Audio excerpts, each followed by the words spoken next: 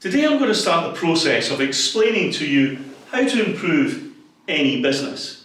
If your clients are complaining that you're too difficult to deal with, or your response times are too long, maybe your costs are rising, profits are falling, or share price is dropping, maybe staff retention is an issue you're thinking about. You may be therefore considering a big change programme. But before you do, you should remember that 70% of change programmes fail, and a whopping 94% of digital transformations go wrong. Who'd be a senior leader grappling with those issues? And it gets worse. The 6% that do work often take 3 years to complete. By the end of 2023, we'll be spending 6.3 trillion on them. For that, you could spend $1 million per day for the next 18,000 years on cars. In the majority of cases, companies went too big too soon, citing that they just weren't aware what they were letting themselves in for. One exec said, "If only I could have seen into the future, I'd have done things differently and maybe left." In digital transformations, most start by asking, what tech do we need? But Steve Jobs reminded us that you have to start with the customer experience and work back to the technology, not the other way around. That's what we're going to talk about today. To transform any business, you need to be able to answer just 3 questions. Number 1, what should I change? Number 2, what should I change that to? And number 3, how best do I cause the change so that I get everyone on board? Wouldn't it be great to know the exact answer to those questions and be right before you even start? Well, you can.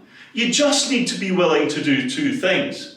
Number 1, leave your office and go and study the work. And number 2 is change your thinking about how you think about the design and management of work. Let's start with question number 1, what to change? I'm going to start by looking at 3 of the most common business types. Number 1 is a high variety business, typically a service business, maybe a claims centre or a call handling centre. A business with less variety and a more standard approach to managing the work is often a manufacturing plant. Third type of common business is a project-based business that involves multiple people in the process, often third parties. This type of business may be a product development business. These businesses are mostly managed wrong. Often what's changed is new tech is overlaid onto old work design logics. The processes, the policies, the measures, and the management logic of the current design are mostly ignored. So how do you get it right? Well, here's the key. As Steve Jobs said, we need to start by studying the work, bottom up, from the ground. Let's see what we learn when we do this. In a service business, because the predominant logic that we've been taught is manage people and manage productivity, we build targets and service level agreements. This gives us high cost and poor service, the exact opposite of what we want. In manufacturing, the logic we've been taught here is keep all the machines busy, and as such, what happens is we get high inventory and high cost. In a project business, the logic, the management thinking is the more things that we start, the more things it will finish. As such, we push more work into the process, which gives us poor throughput and late delivery. Can you see that it's completely counterintuitive?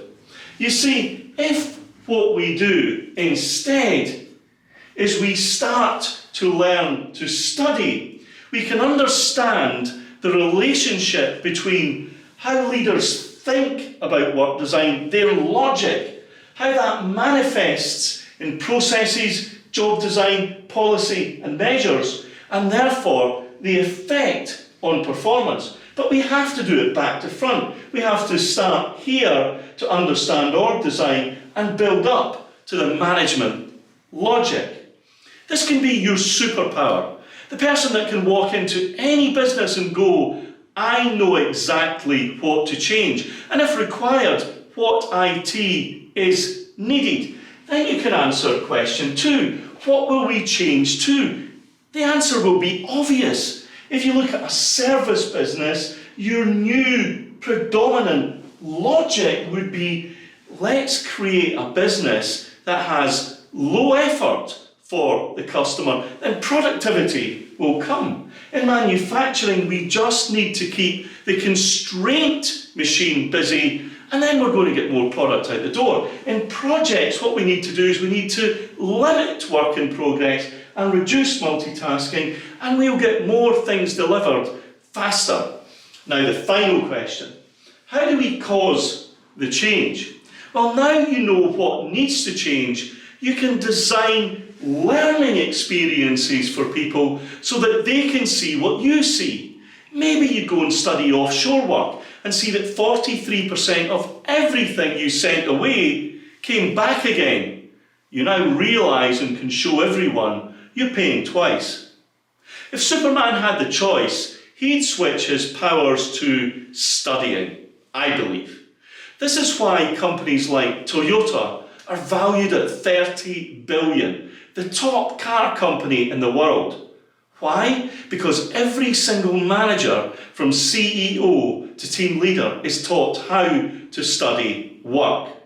Over the coming week to 10 days, I'm going to break down how to study a number of different sectors and businesses so that you can know with certainty that what you're about to change is right, and you'll get a superpower. You'll be able to see into the future and answer those 3 questions with certainty. Tomorrow, we start with claims. Stay tuned.